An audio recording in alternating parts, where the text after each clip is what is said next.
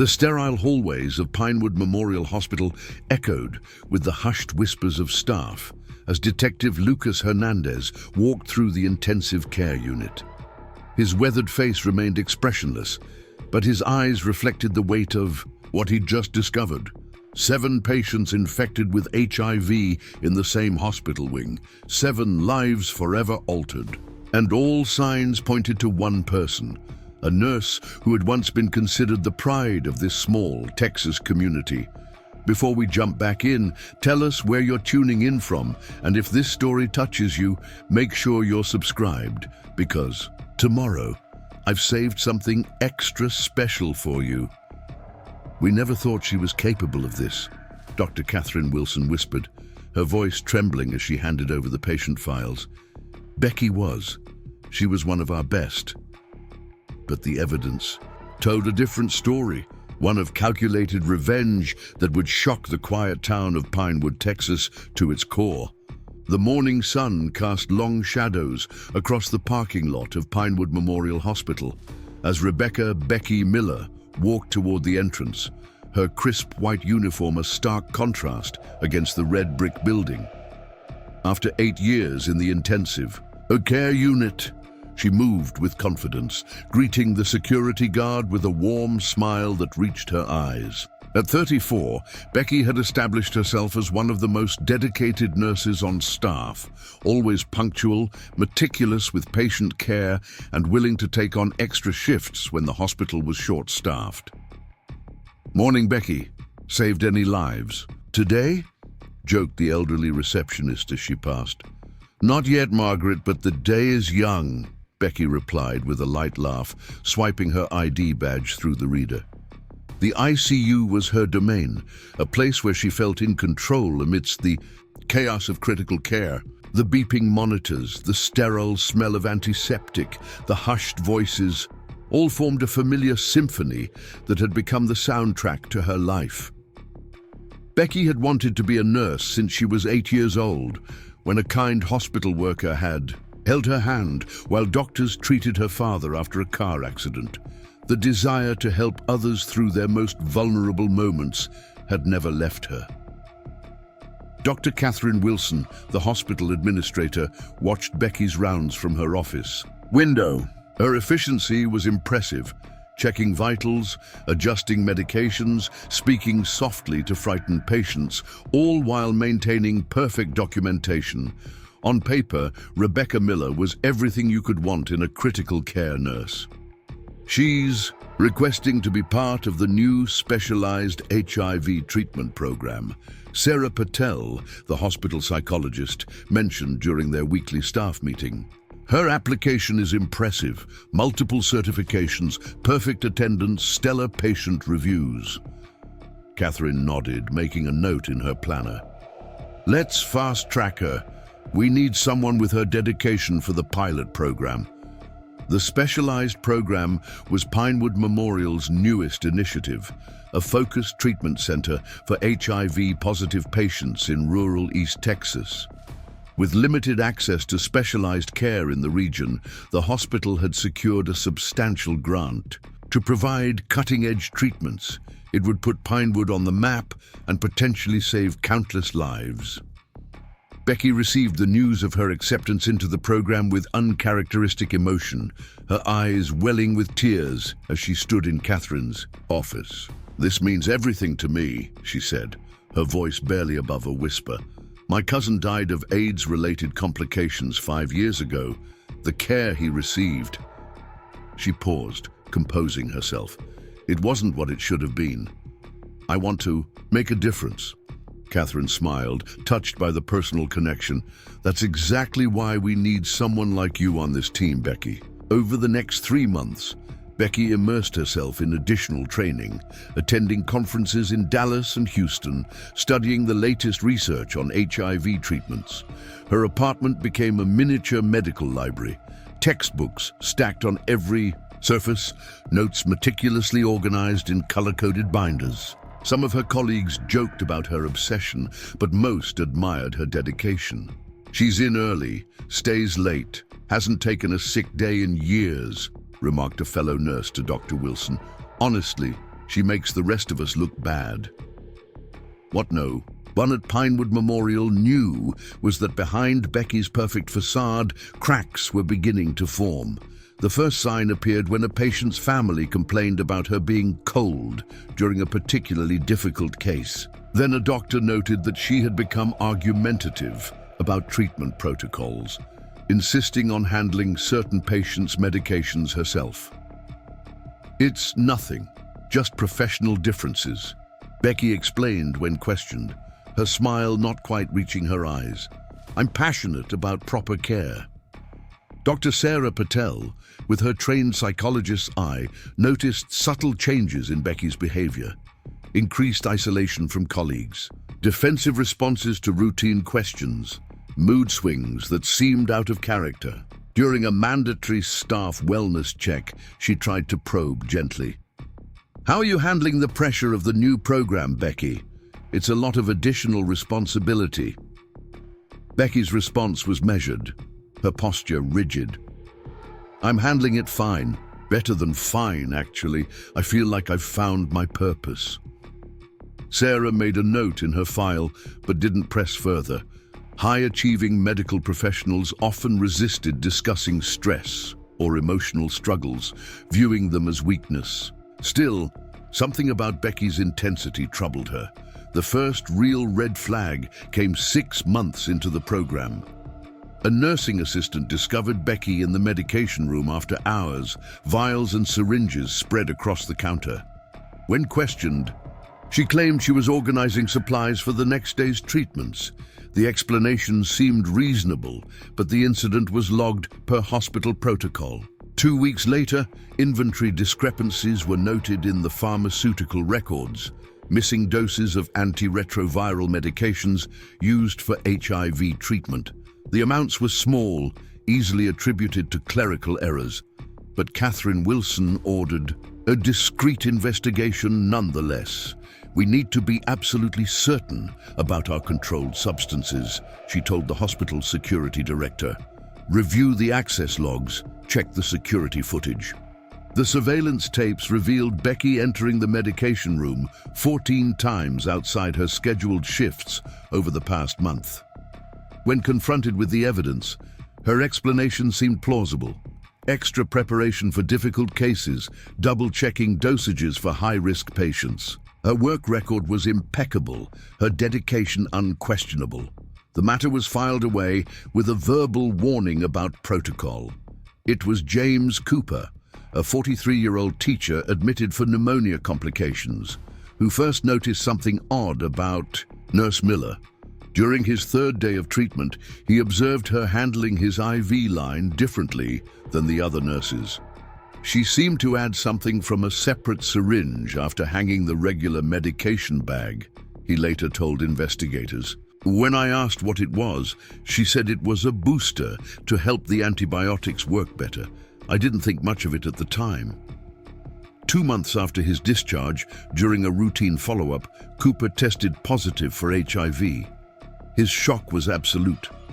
He had been in a monogamous marriage for 15 years, had no history of drug use, and had not received any blood transfusions. The diagnosis made no medical sense. There must be some mistake, he insisted to his bewildered doctor, who ordered a second test. The results were the same. Cooper was not alone. Over the next 4 months, 6 more former patients of Pinewood Memorial Hospital received the same devastating diagnosis. Maria Gonzalez, a 29-year-old pregnant woman who had been treated for severe dehydration. Elijah Thompson, a 67-year-old retired postal worker recovering from heart surgery. Linda Benson, a 51-year-old accountant admitted for kidney stones. Robert Chen, a 36-year-old construction worker treated for workplace injuries. Olivia Parker, a 19-year-old college student hospitalized for a severe allergic reaction. And Michael Davis, a 58-year-old pastor who had undergone gallbladder removal.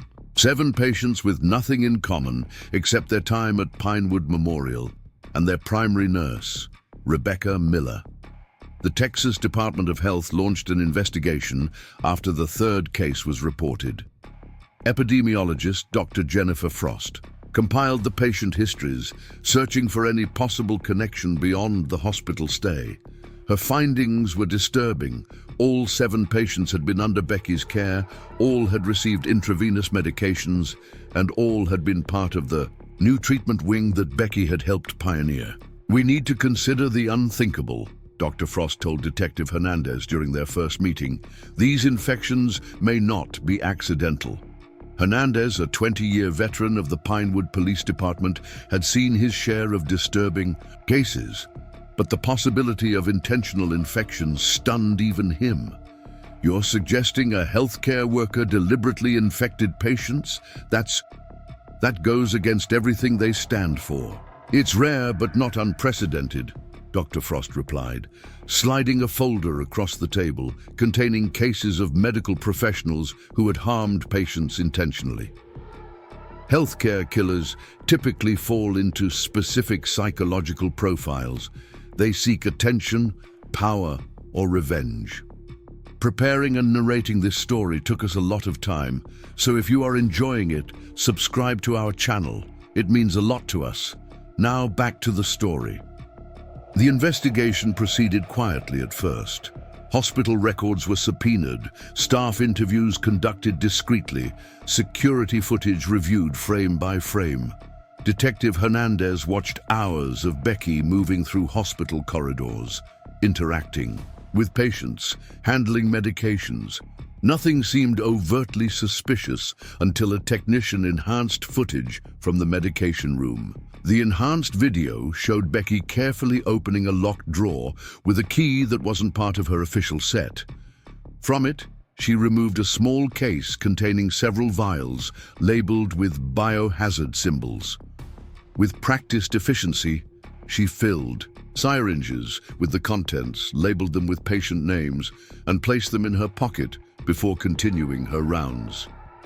"We need to search her home," Hernandez told his superior, "and we need to do it now."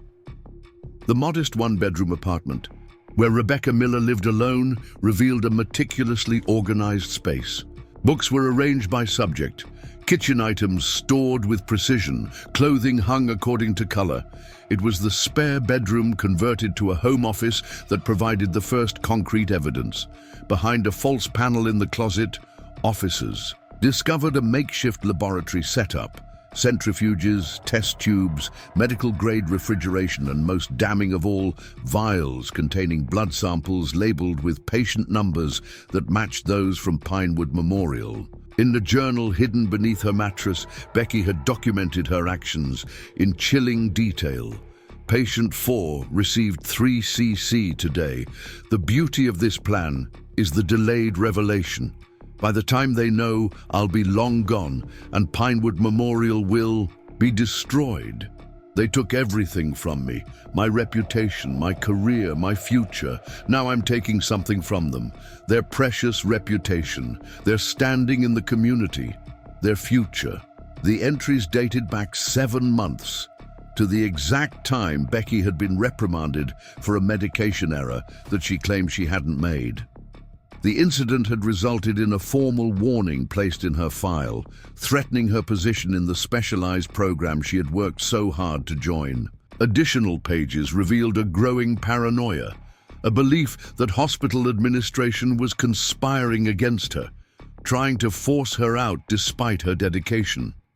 What had started as professional pride had twisted into something darker, a conviction that she was being persecuted for her perfectionism.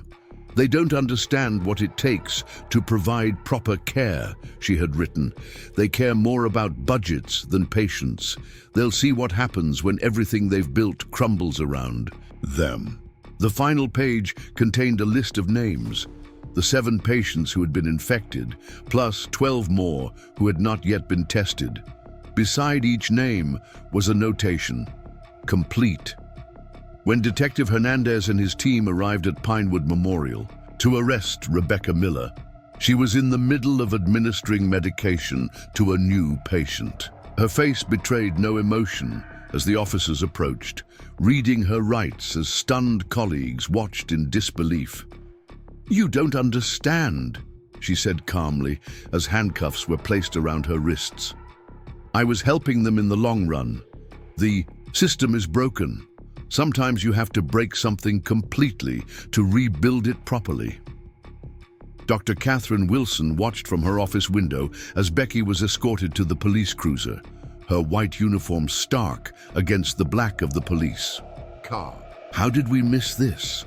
she whispered to Sarah Patel, who stood beside her. "How did someone so dedicated to healing turn to this?" Sarah shook her head slowly. "Sometimes the line between dedication and obsession is thinner than we realize. The same passion that makes someone excellent at their job can transform into something destructive when they feel betrayed or unappreciated." As news of the arrest spread through Pinewood, the community reacted with horror and disbelief. Local news vans parked outside the hospital, reporters clamoring for statements from administration. Social media exploded with speculation, former patients panicking about their own potential exposure. Pinewood Memorial established an emergency testing center, encouraging anyone treated at the facility during Becky's employment to be screened.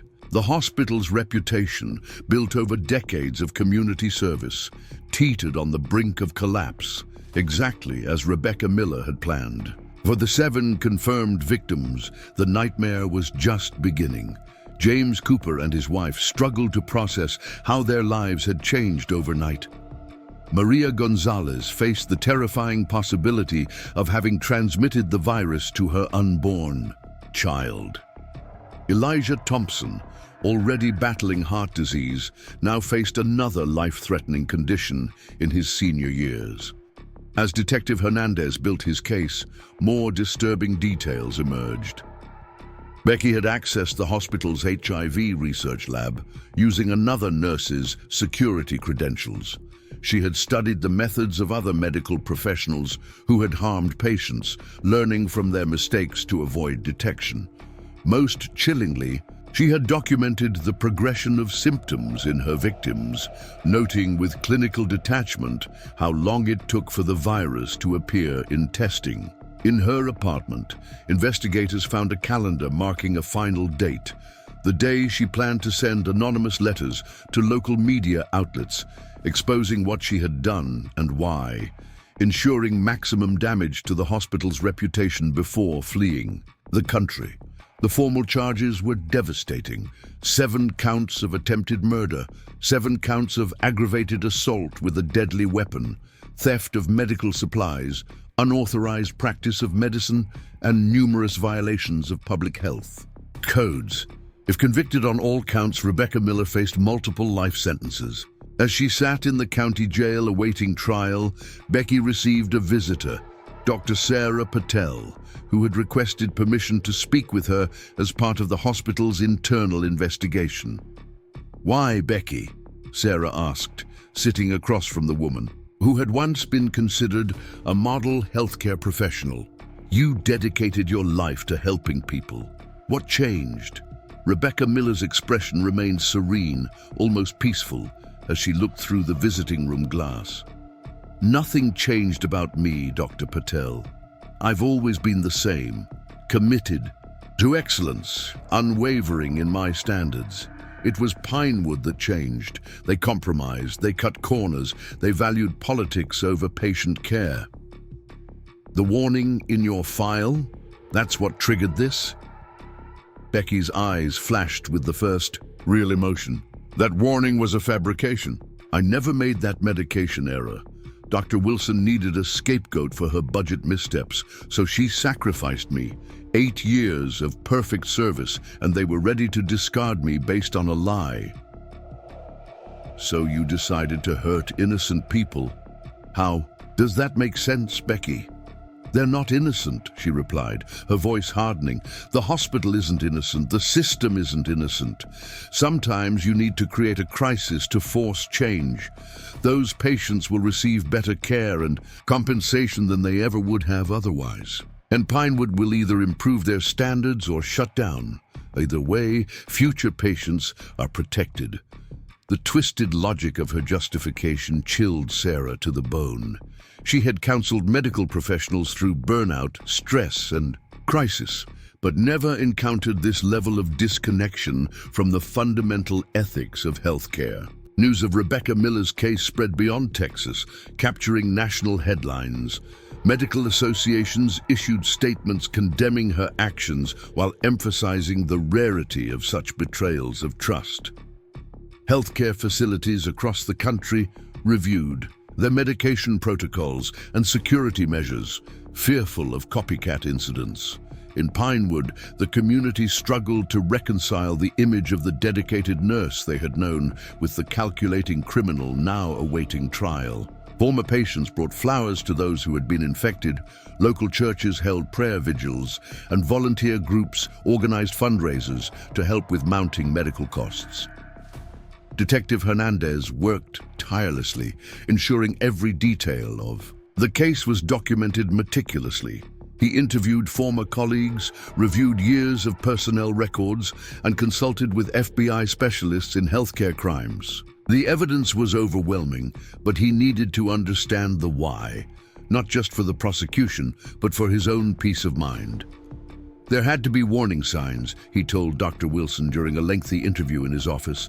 Someone doesn't just wake up one day and decide to infect patients with HIV.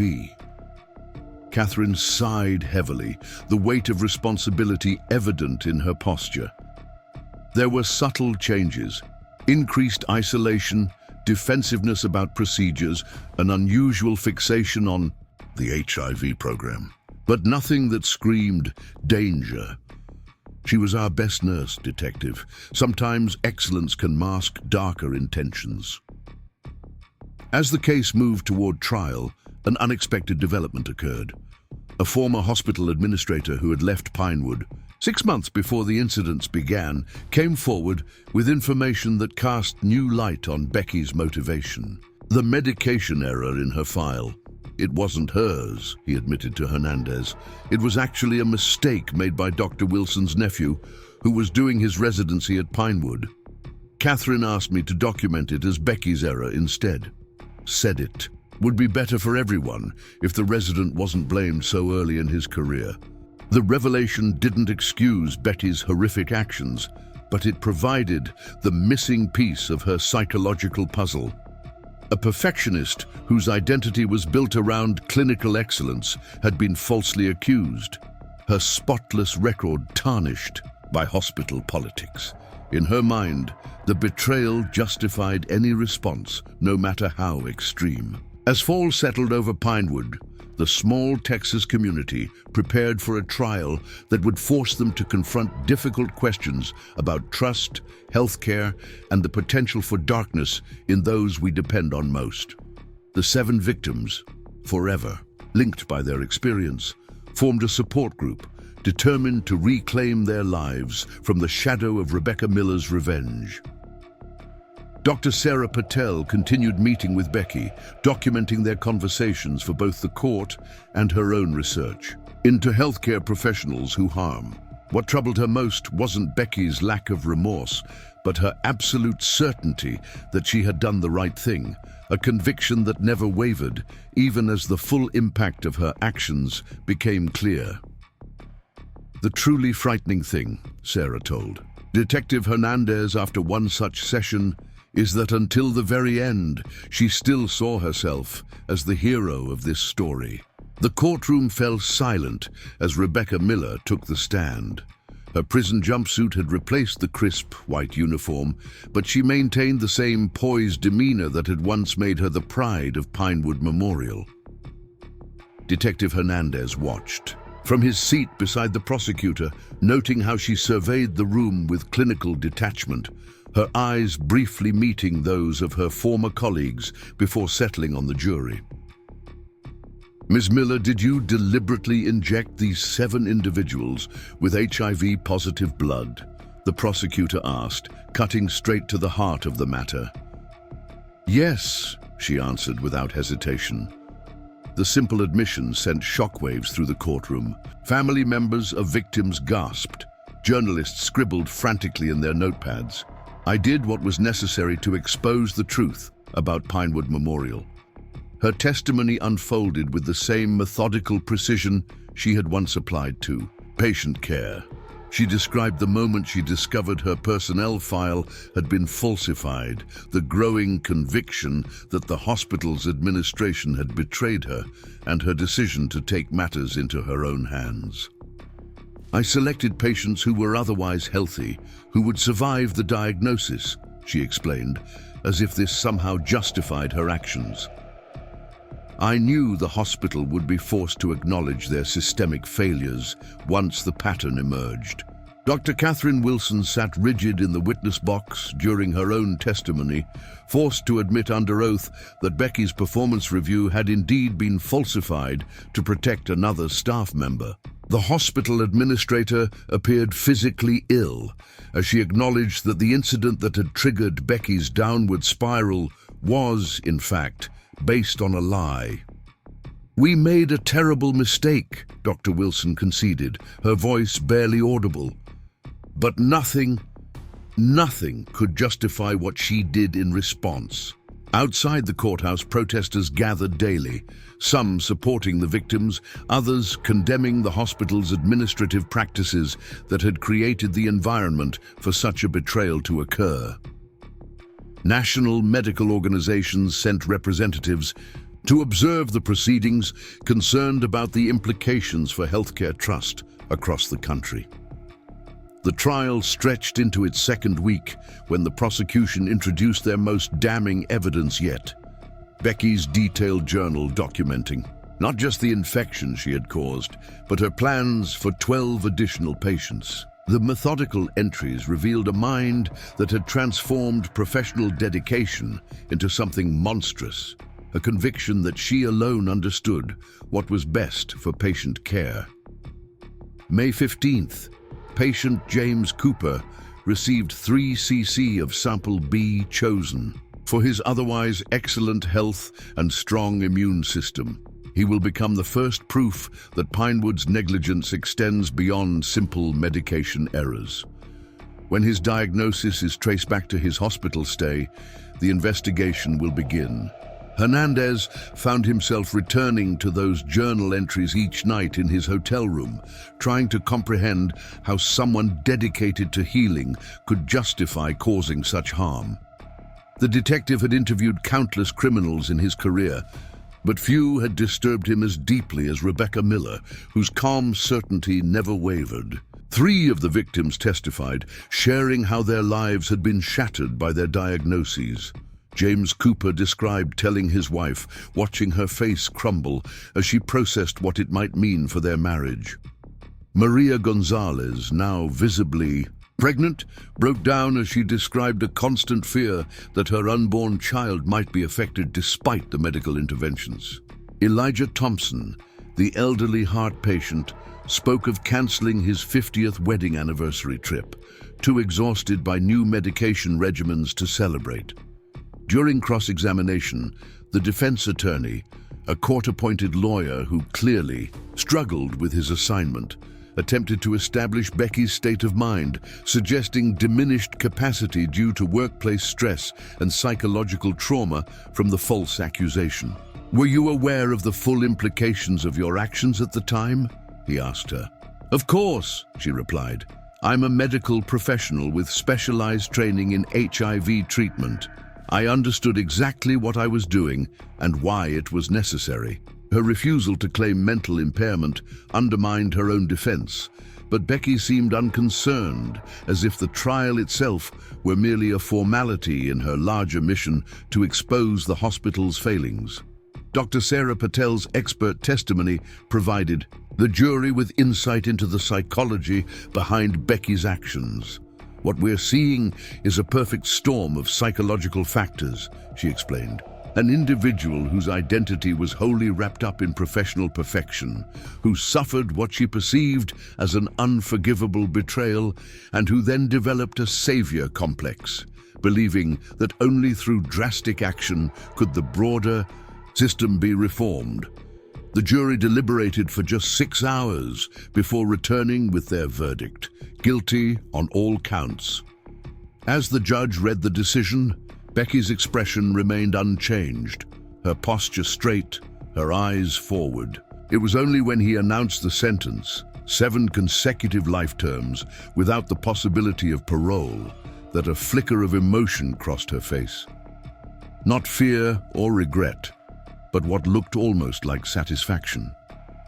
The system recognized the severity of my actions, she told Dr. Patel during a final interview after sentencing. That's all I wanted, for actions to have appropriate consequences. Mine did. Now so will Pinewood's. True to her prediction, the fallout for Pinewood Memorial was catastrophic. The civil lawsuits filed by the 7 victims triggered a complete investigation of the hospital's practices. Dr. Catherine Wilson resigned in disgrace. New protocols for medication handling were implemented statewide. The hospital's reputation, built over decades, was shattered overnight. 6 months after Becky's conviction, Detective Hernandez stood in the drizzling rain at the cemetery, watching James Cooper place flowers on his father's grave. The teacher had lost his parent to heart failure 3 weeks earlier, stress from his son's diagnosis having exacerbated an existing condition. Ripple effects, Cooper said quietly, noticing the detective's presence. That's what the doctors at my support group call it. One action creates waves that keep spreading outward, touching lives she never even considered. Hernandez nodded, silently. The case had officially closed with Becky's sentencing, but he couldn't shake the feeling that something fundamental had been missed. Some warning sign that might have prevented the tragedy if recognized earlier. That evening, reviewing his case notes one final time before archiving them, Hernandez noticed a detail that had been overlooked in the investigation's focus on Becky's crimes.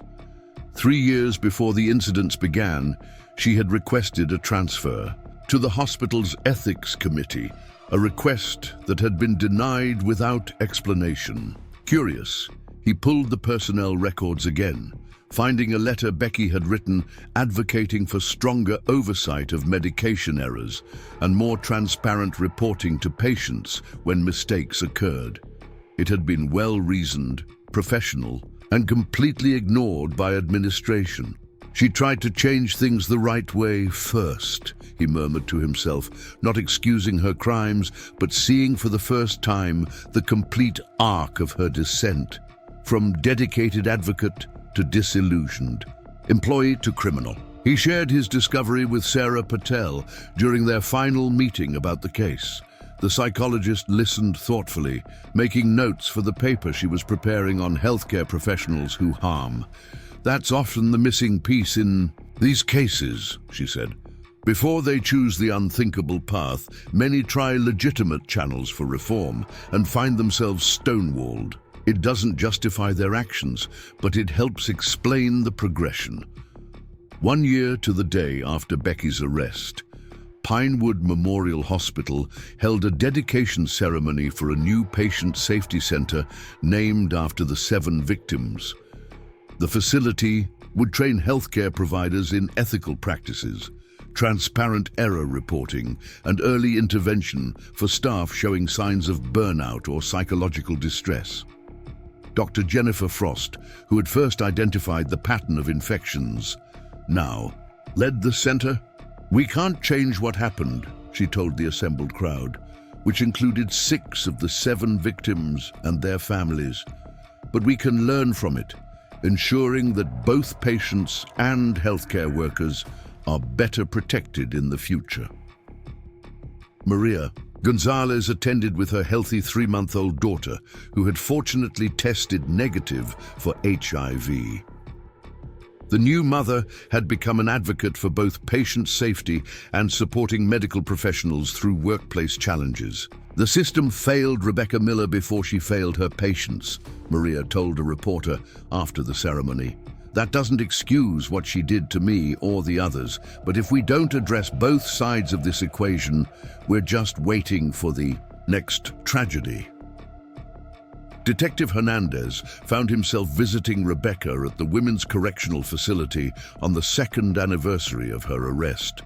She received him with the same composed demeanor, seemingly unchanged by incarceration. "I've been following the changes at Pinewood," she said after they exchanged brief greetings. "The new safety center, the transparency initiatives, the staff support programs. It's everything I advocated for 3 years ago." "You could have been leading those reforms instead of sitting here," Hernandez observed. "You had the knowledge, the passion, the credentials." "No," she replied with that unsettling certainty. "They never would have listened. It took a crisis of this magnitude to force real change, at the cost of 7 lives permanently altered, plus your own."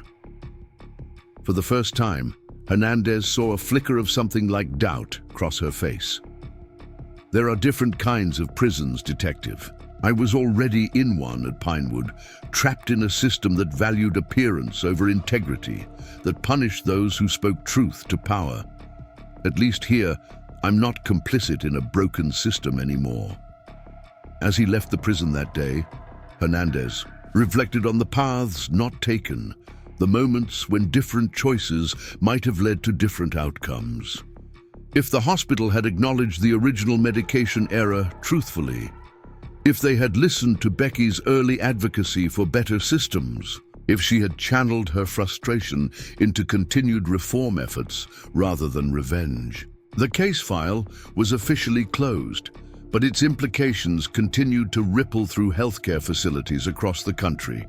New screening protocols for medical staff, better whistleblower protections, more resources for healthcare workers experiencing psychological distress, policies requiring transparent disclosure of medical errors to patients. 6 of the 7 victims eventually formed a non-profit organization dedicated to supporting medical professionals who identified dangerous practices in their workplaces, creating legitimate channels for concerns that might otherwise fester into something darker. 5 years after the events at Pinewood Memorial, a nursing student named Alicia Ramirez stumbled across the case while researching her thesis on medical ethics.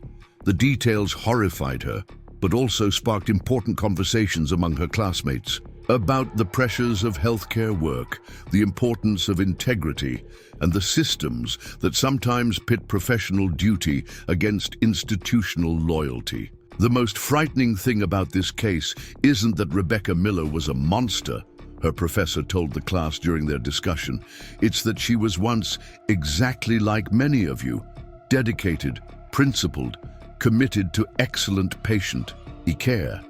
The boundary between healer and harmer isn't as impermeable as we'd like to believe. Detective Hernandez, now approaching retirement, occasionally drove past the renamed Pinewood Community Health Center, where a small garden memorialized both the victims of Becky's crimes and others harmed by medical errors across the country. The case had changed him, making him more attuned to the complex motivations behind criminal acts, the wounded idealism that sometimes curdles into something vengeful. On his final visit to the prison before moving to another state, he asked Rebecca the question that had haunted him for years. Was it worth it? Knowing everything that happened, would you make the same choice again? She considered the question carefully, her once bright nurse's eyes now shadowed by years of incarceration. "I believed I was serving a greater good," she said finally, "but I see now that I became the very thing I despised, someone who used power over vulnerable people to serve my own agenda, someone who justified harm in the name of a higher purpose." It was the closest thing to remorse he had ever heard from her, a recognition that her means had ultimately betrayed her ends, that in her quest to expose a broken system, she had broken something within herself that could never be repaired. As Hernandez walked away from the prison for the last time, he thought about the thin lines that separate justice from revenge, advocacy from obsession, healing from harm. Rebecca Miller had crossed those lines, leaving 7 infected victims and countless shattered lives in her wake. But her case had also forced a reckoning within the medical community that might ultimately save more lives than she had damaged. It was a cold comfort, but in the moral complexity of human motivation, sometimes it was the only comfort to be found. The detective had spent his career seeking clear answers, evidence that could be catalogued, testimonies that could be transcribed, motives that could be defined. But the truth about Pinewood remained elusive, neither as simple as a crime, nor as straightforward as justice. It resided in the spaces between intention and action, between systems and individuals, between the healer Rebecca had once been and the harmer she became. The final realization wasn't about Becky at all, but about the institutions we trust with our lives and the people who staff them, all fallible, all capable of both remarkable compassion and shocking betrayal, all balanced on the knife edge between dedication and destruction. Up next, you've got two more standout stories right on your screen. If this one hit the mark, you won't want to pass these up. Just click and check them out.